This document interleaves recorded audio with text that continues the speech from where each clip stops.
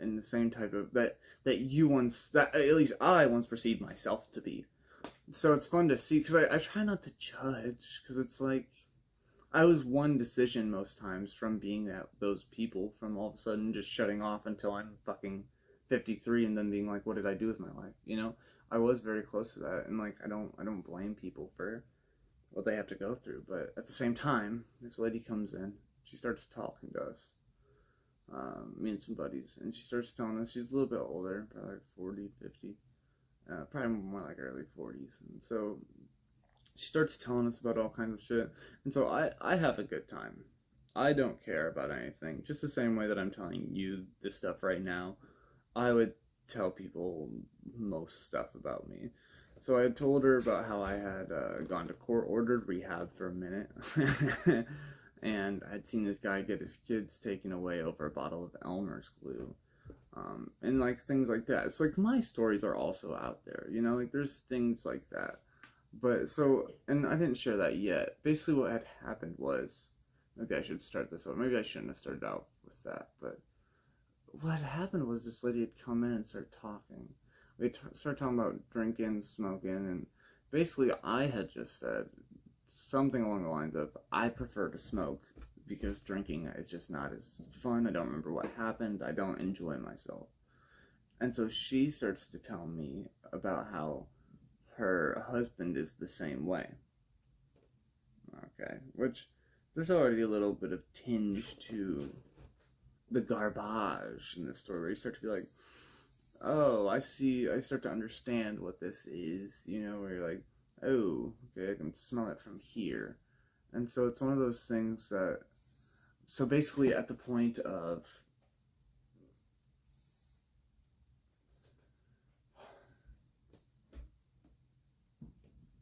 she came in and started telling us about all this stuff about drinking and stuff. So I assume she doesn't drink or whatever.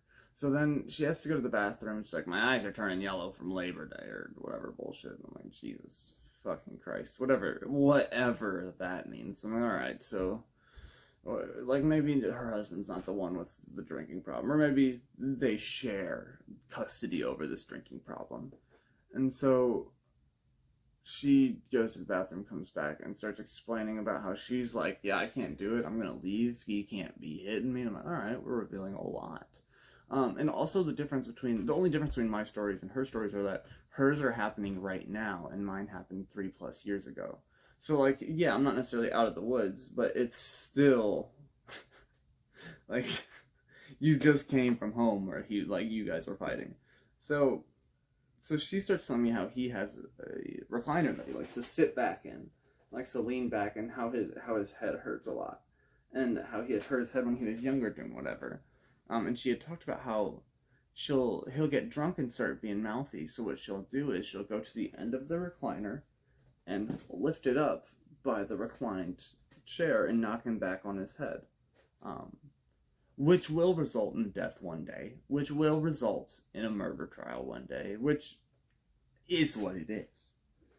And so she's explaining these things about how she had left her husband, but she was talking to him in this reclining chair whenever she had just left for work. And so I'm not 100% sure what's happening. The next week goes by, and I talked to somebody else, and they happen to also work at that place. Now, I tend to keep my mouth a little quiet. I like to send out my feelers. However, my friends, not as much. So, at one point, one of them starts telling her verbatim, basically, what we had said. And I'm like, don't fucking include me in this shit. Don't fucking do that to me. I'm not the one who fucking, I'm having fun here, but, I also told shit about my life, And so they're making shit out of her, to this other lady that, works in the same place. And I can kind of pick up on when someone's the same shade as somebody else, you know what I'm saying? Where you look at them and you go, you guys have the same darkness, the same tint to you. Now this isn't racial, this is person to person, but where you're like, you get them, and you guys are cut from the same cloth. So this lady comes through and she's talking, and I'm like, hey, don't be telling him everything. She tells us, she goes, oh, Oh, I think I know who you're talking about. I'm not gonna. It's my best friend. No shit. No fucking shit. So I'm looking around like, look what you guys fucking did, right? And so then I'm like, she's not a bad person, but she does share a lot. And she's like, oh, ha ha ha, yeah, it is what it is. And so just to say, and I've had this before too, where people will look at you and like, so after I'd be in the nursery at church, I'd babysit people's kids basically while they were in the sermon. They'd get out of the sermon and you hand their kids back or whatever. And so sometimes like kids from divorced homes would be like, they'd be like, I told Mr. Dumb about how I get to stay at mommy and daddy's house even though he has a girlfriend now. And it's like, all right, let's calm it down, you know? And like the parents are like, all right, thank you. And like stuff like that where it's like, oh, did he tell you about daddy's new house? Did he tell you about daddy's new dog and family? You know, things like that were like, oh, did he show you his new toy guns that he got that we keep telling people to stop calling guns and telling everyone he has guns, you know? Things like that. In the same manner that people do that for their children. This lady looks at me, just about her best friend. She goes, did she show you the bruises? Did she show you the bruises? You know her. She's just always going somewhere and she's got to show you all her bruises. She's got 16 of them now. She tries to maintain at least 14. Did she show you the bruises? Did she show you the bruises? What a telling and beautiful tale. What a back cover to that DVD of a person, you know? Truly, you think about things and you think, it can't be like that. But you start to realize that it is just like that. And that you can live in whatever life you want. If you want to be somebody's forever WWE Tag Team Superstar, you can. You can find that person. You can suplex them and throw them on their head every day. And they'll put up with it. It's insane. Did she show you the bruises? No. Hey, call the police. Hey, get out your phone and dial 911 and report a domestic dispute. Did she show you the bruises? Huh? Insane. But people don't even care. People don't even question. And so she starts to talk like she knows what's going on. She starts to talk like she understands. Like she understands what's happening and she would never be a part of it. And she tells her just to leave. She tells her he's not worth it. She tells her just to leave. And proceeds to immediately start talking about her own alcoholic husband that used to hit her. It's spreading. So, basically, these people are always on Facebook are just looking for the next high. They're looking for it from other people. They're looking for it from groups and pages they post in, memes, everything. It's all, the Facebook is one giant just dopamine shit hub where you just pump it into your fucking mind. And you don't care what it says. You just want it. And this woman posts, every time she'll share something about, Lord forgive what he has done. It's a picture of Biden sitting next to a dog looking at the sunset. You're like, is this for? I don't understand who's this. And then she'll like post a giant picture of a truck or whatever. Or like it'll be a kid running with his dad and it'll be like, since when did this America die? And it's like, aren't you a 30-year-old woman? Like, what the fuck is that? Like, she doesn't have a family or kids. Like, what the fuck what is that? So it'll just be stuff like that, like all the time. And so this particular post said something along the lines of when given an opportunity, be nice. You'll be surprised what happens. Just some stupid, what's that Darman bullshit, whatever fucking stupid shit, you know? It's just the same stuff. So basically, it's one of those things like, be nice instead of be mean. It good. And it's like, all right, fantastic. And so she wrote above it, absolutely. A better high from being kind than stuck up. What the fuck are you? Like, she's just openly admitting that she wouldn't. It's just, it's just like, are you just like being nice to people and then being like, how did that feel? That's nice. Ooh. Okay, yeah, it's a little rapid on. So it kind of comes on at first, it's like slow, and then right there, you know?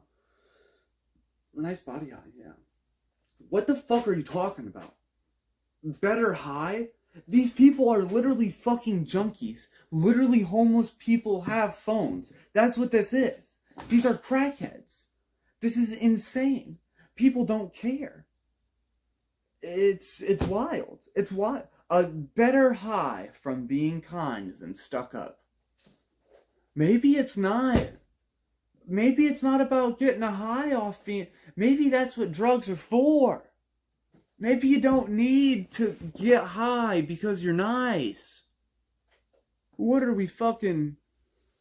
And it's just like, isn't your grandma on this shit? Like, what the fuck? Yeah.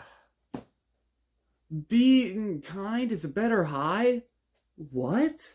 Since when? Anyone who says that's a fucking liar. And I'm not gonna lie, I think of myself as pretty nice, but so would anyone else who holds these fucking sentiments. But, fucking, what do you mean a high? What do you mean a high? Most times, after I do something nice, I have to convince myself I did the right thing. Because 99% of people will fuck you over as soon as they're out of eyesight. Immediately. I've had it happen so many times because I've taken so many chances, but the only people who don't get to see that are the ones who don't take those chances because it happens. It's so fucking dumb. And you start to see the effects of small towns versus big towns. I've come from all of these, like, second or third generation hicks. So, like, I've come from all these people who are like, alright, once a year we go to a family reunion out in the middle of bumfuck nowhere and we stay at the worst possible place we can imagine. I swear to God. And, like, you know when you're 5 and you'll see terrible things? You'll be, like, playing in a mound of shit and you'll be like, remember that time I made the best sandcastles ever? And I'm like, that was a pile of dog shit. And you're like, oh, I remember now. But when you're a child, everything is so much cooler. Imagine going to a place and it still fucking sucks. It was the worst thing ever. My sister and I would freak out. We'd be like, I don't want to fucking do this. I don't want to... We'd be like, I don't... Sorry, I'm looking for my fucking water. Well... Oh, I see it. It's on the other side. One sec. We'd be like, I don't want to fucking do this. It was hell. We'd always be so scared to get kidnapped. Afraid somebody was going to break into our stuff. Like, it was just the dingiest, most terrible, like, hotel ever. And maybe this is giving away where it is, maybe not. Maybe it's a fun little fucking limerick for you. But the motel's name was, and this is how fucking original these people are. The people who grew up in this small town made a motel in their same small town for the visitors to come stop on by and feel comfortable. That was my hell. You understand? They made that place so people could stay there, and in my little fucking mind, and it will still stay there, I want it burnt to the ground. That was somebody's dream, and I can't imagine anything better than just never seeing it again. My family enjoyed it somewhat. They had a good time. Although, you see people, and you don't want to call them garbage, because I don't want them to think that I'm better than them, by any means, because I'm not. I'm just a different breed. But there's a certain type of person. There's a literal gravel roundabout at this motel that people would sit and stare at a tree under. Like, I know you've seen these, dare I say, like, literally, like Section 9 motels that you just sit in and cosplay like you're garbage. And it's not that people in those are garbage, it's that if you're sitting out in a parking space in a lawn chair, and you're next to a dumpster, and there's other piles of garbage next to the dumpster, you know? And it's not that you're garbage, it's just that, you know. In other news, a lot of fun stuff happened. For example, Steve from Blue's Clues, he came back this week to ask for more money to buy cocaine. There's a lot of there's a lot of rumors that he didn't leave the show for drugs. Wrong-o. False. He is trying to buy more drugs. Look at that man in his eyes. Does he look healthy? Does that even look like the same Steve? They go, yeah, Steve left the show because he was balding. Steve was balding because he was picking out each and every follicle, counting it on crystal meth. Whatever. Sincerely though, they didn't. I gotta respect Steve for getting a bag, you know. He did come back to the show. It is funny that Nickelodeon had to dig back 20 years to find somebody who didn't fuck their co-star, and the only reason they picked Steve is because his co-star's cry for help is a bark. And I mean, Blue's probably dead, right? Canonically, right? But bars have always really been interesting because I don't think anyone truly wants to be there. I also think that the people who open the bars have a severe misunderstanding. So I think people open up bars and they open up places where people can drink with the idea of, I want people who are just like me. I want people who want to get drunk after having a hard day's work and want to relax and hang out. But what oftentimes ends up happening is you have these haggard old Irishmen who are just drunk as fuck hanging out at your bar that are just like fucking unable to drive, and they have to legally ride bikes, which they're not even legally allowed to do because they're usually drunk. And that happens at almost all like bars, and it's funny because I think those people don't realize that if you are successful enough drunk, to buy a building, you are in the top 1% of drunks. Congratulations. If you are a drunk who owns a business, Jesus, that's like 0.5%. You're in the less than 1%ers. If you're a drunk that can own a business, the chance of finding other people like you who will want to come into your establishment, they're all buying other bars. There's only so many bars. Bar clientele are insane. They're never the greatest people. They're usually people at very rough points in their life, people that are struggling, destroying their marriages, destroying their familial relationships outside of marriage. So there's also a few different types of bars. There's some bars that are very like high end, that like are destination almost. There's other ones that are like Applebee's, where you're next to like crying children as you're pounding $1 watered down apple vodkas, cran apple vodkas, excuse me. Or my favorite, the grocery store bar. They've been installing those recently around the Midwest. They're necessary. Everyone is drunk when you're shopping anyways, so it is what it is. I mean, this is, the whole Midwest is one big, like, binge drinking party. I remember walking out of this grocery store bar and like staring people in the face, and like they're looking at me like, what is up with this man? God. Good times. Ugh. There's other places though, like the destination bars, which are kind of fucking cool. There was one place we had gone to in this big city. It's got these big fucking pillars, and like you walk down, it looks like an old speakeasy and shit. Like old school gambling machines and shit on the side. Just a real cool place. The other part of this is though that you're fucking hammered. So you don't enjoy it. You're not like, oh, the architecture is quite. You're like, I'm literally trying not to throw up. I'm trying so hard not to throw up. But then there's also, and this is my particular situation, but then there's also like two twink men that are arguing about who's never loved who, and you're like, what the fuck is going on? You you know. Um, we had, and that's what happens in bars. The bad things happen in bars all the time, all the time. Half of what happens in a bar is bad. And most of the bartenders are just trying to avoid that for the night, sincerely. And you can see that in their fucking eyes. They'll start out and they'll be happy in the back. What's up? I'm here to serve drinks. My name's Samantha. I'm having a good day. And then by the end of it, they'll be like, hey, Timmy, if you fucking put that glass on the ground, I'm gonna fucking kill you, you know? They're gonna, like, they're literally feisty with people by the end of it. Or, like, you ever see those old haggard bitches? And they're like, I'll put a fucking cigarette out on your forehead if you don't pass me that glass, you garbage fuck. And you're like, oh, okay, that's very fun. Like, that's Diane. And you're like, oh, that's cute. Yeah, a lot of different places, but they all have those same kinds of vibes. There's always one guy that's, like, rich, so he feels like he can be pervy because he feels like he's blessing these women.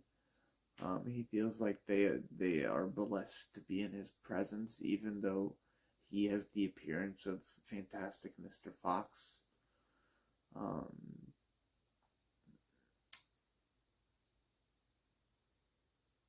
And the first bar I'd ever been to, I was underage. I was 19. We were serving food at a place, and there was a bar inside. No one was really asking your age, so I traded them some food. They gave me some drinks. I had a few drinks. There was a live concert. I was working technically, and it was fantastic. It was the most wonderful time I've had in a long time. Like, at least as far as drinking and doing stuff. Should I have been doing that? Probably not. But it was. I was young and I was dumb, and I was just trying to get through the day. I didn't really enjoy my life then, and so but I did enjoy that day. That was a wonderful day, and I remember being like, I feel like I'm kind of drunk, but you know, it just was what it was. You enjoyed yourself.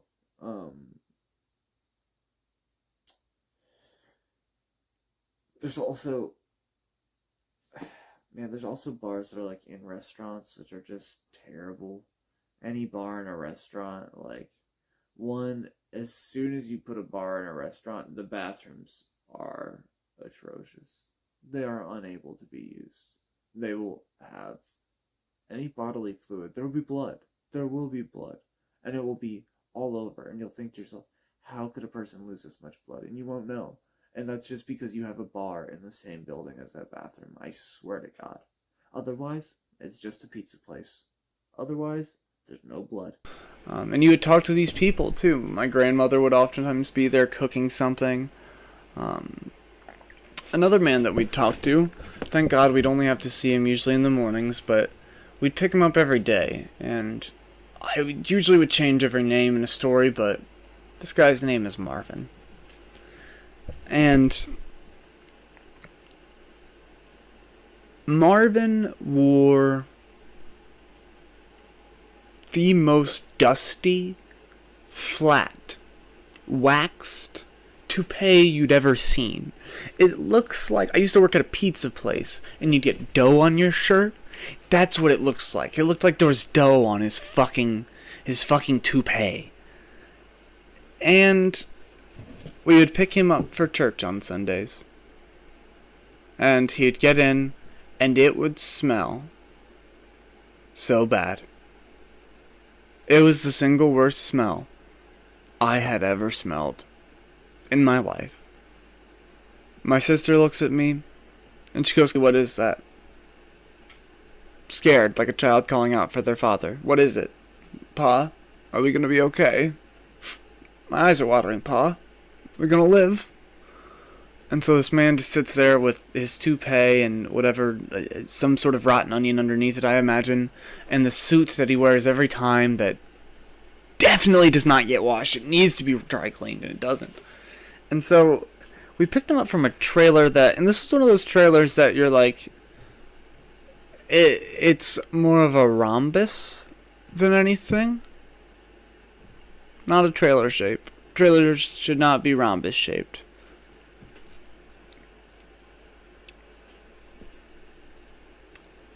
And he would come out, and he'd always beg his wife to come to church, which is sad. I get that, but he doesn't want her to die unsaved. But you start to look around, and you start to think, you need a lot more than a prayer. At one point, he starts explaining to us about the raccoons in his shower. The raccoons. More than one raccoon. Like a small, like a cartoon. Like a cartoon where a family of raccoons live in a bathtub. And this is the man we would allow into the van. And at some points, my sister and I would literally put blankets on our head and just be like, if carbon dioxide kills us, it kills us. And just take the chance. It was the worst. It was like a mix of perfume and cat piss. Because when you believe it, in this cartoon, because this trailer, you walk in and it's just a cartoon. It's the only way to really like live with it. You pretend it's a cartoon. You pretend there's not a corner full of dishes. You pretend there's not a woman in one corner that you don't realize is a woman until she turns around and asks you if you'll hand her a baked potato sitting on your left. There's obviously somebody in the bathroom. It's a raccoon. It's just rough. He'd talk about bed bugs, which get him out of the van. I am a child. Let me live. He is done. He's over 70, and he lives with raccoons. Let him be there. But instead, we would take him. He also had the worst breath, and about 4 or 5 teeth. And he would always call, Mr. Dumb, Mr. Dumb.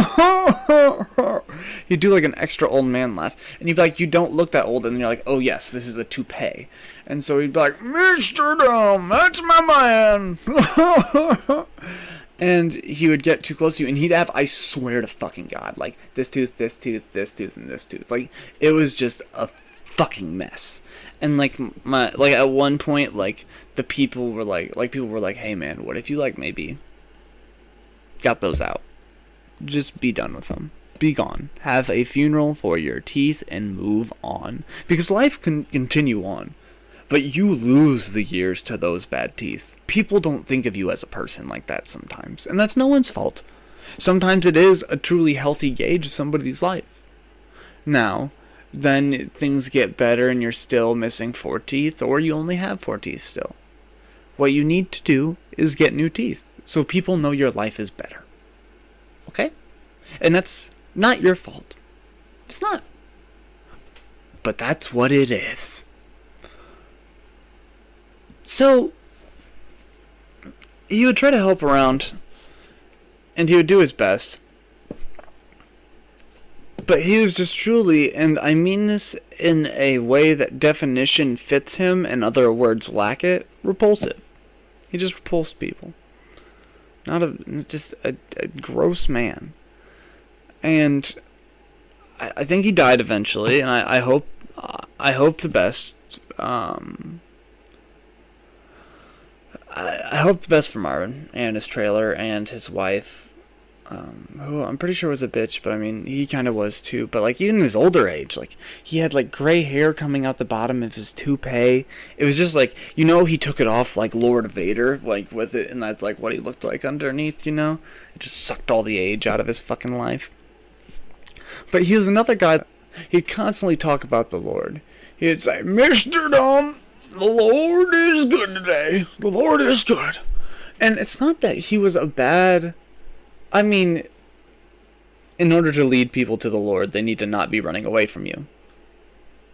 So that's an issue. But he wasn't necessarily a bad, like, Christian, per se. He knew the Bible. He knew what he loved. He was just also insane at times and, like, thought raccoons are sovereign citizens. And so...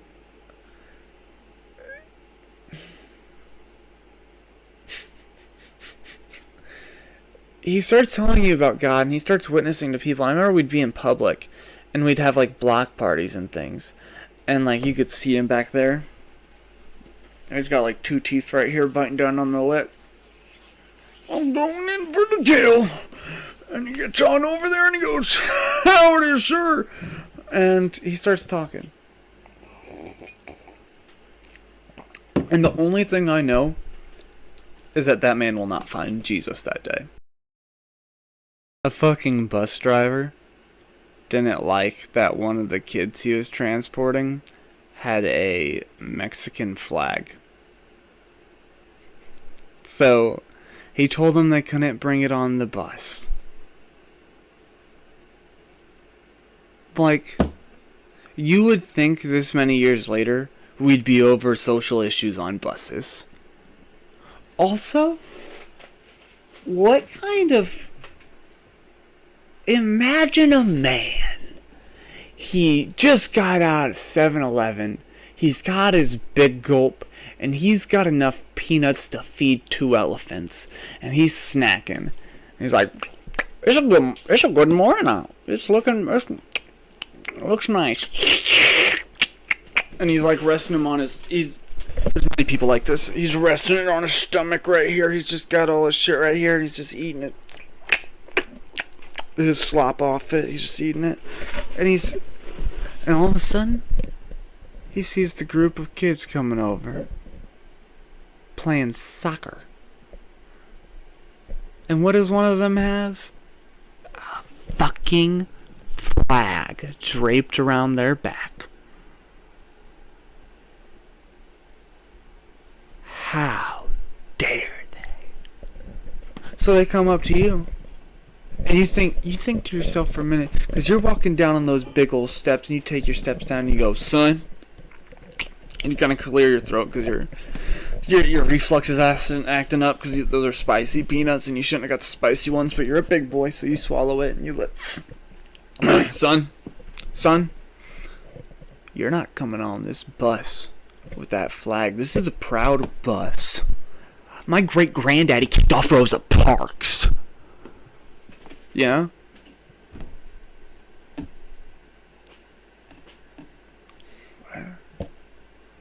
You're a bus driver. You're on a giant yellow vehicle. The only thing closest to you is a clown car. If you pulled up in a clown car with 18 people in it and you go, ning ning, not allowed, we don't like other races, ning ning, and you just take off, you would look less ridiculous than you do right now. You're a fucking bus. These are used to transport illegal immigrants. These are used to transport prisoners to prisons. It's a bus. You don't have pride. But that's the thing also, is that we're starting to see another aspect of the fake person, where it's that they have things that their life is founded on. It's just not real things. It's whatever QAnon bullshit. This guy fucking thinks that the Mexican flag is a big deal. And it's just not. It's never been. It hasn't been. Who cares? Hey. People are Mexican. And like, it's a flag. They're in most stadiums. And you know, as soon as they were like, but it's football, he's like, you're not taking our goddamn sports too! You know? Like, you know, this has just gotta be so rough for him. And it's just, it doesn't have to be. I got an idea. Ask the kids some questions. If people are dumb, they'll know they're dumb when you ask them. If you're like, hey man, that Mexico? What does Mexico mean to you? Maybe you'll learn something. For some reason, feel like this guy wasn't interested in learning. Don't know why. But I believe the school basically told him, like, hey, get the fuck out of here. You got the fuck out. Some people are saying he got fired. I don't know. Does he deserve to get fired? Yes. You're driving a fucking... It's literally like a fucking Holocaust train that's fucking dressed up. Shut up and drive the fucking... You literally... to open the fucking doors. You're not fucking... What are you doing? It's insane. It's insane to think that the bus drivers are getting uppity in this climate. What the hell? But it's also shown that the lower the education, the more, like, violence kind of comes out, the more frustration is shown because people don't understand as much. And so you start to see these kids who have never been shown respect, and then you start to see these things on TikTok called devious licks, which are whatever. Many people have made videos about it, but it's just children stealing whole bathrooms. The soap dispensers are a hot one. A lot of people say at schools they can't have like soap dispensers and shit now because people were stealing them. I saw a video of a man had stolen a whole sink. Somebody had tried to rip off a light socket for no real reason. Things like that. It is not going to stop. This is going to be one of those things that's like the kids are just kidnapping administration, and they're just like, what's up, guys? Today we got Mr. Richards. And he's just gonna be in the back like, like it's gonna look like this in the back too. But there's one a kid, I swear to God, imagine. You think school shootings weren't bad before? Imagine this guy's taking a shit, pants around his legs, shoes on, doing his best, and some man grabs his shoes. He goes, hey, bro, what the fuck, bro? Starts kicking his shit, whatever. This man then grabs his pants and starts pulling. He pulls this guy's pants off and leaves the bathroom. In which, now we're getting into classical bullying. We're getting into more of the 90s bullying as opposed to the contemporary cyberbullying and these things of graffiti and such, and like Carrie-esque things where it's really open and out in the public. We're starting to get into more 90s bullying where it's oh shit, these are truly almost a little thought out. It's just gonna go too far immediately. There was literally a toilet taken. There was no pipes. A toilet was taken. There's shit on the ground. These people have shit on them, and they are running down the halls. That is how much they care about these licks. They are shitting on themselves and running away. It's a shit and run. Do you understand? These people don't care. The joke surpasses shit on you. You understand? Shit's on you? No. You are a legend. You are Herculean. You are better than Odysseus because you have a pound of porcelain over your shoulder and shit trail following you like some weird fucking snail.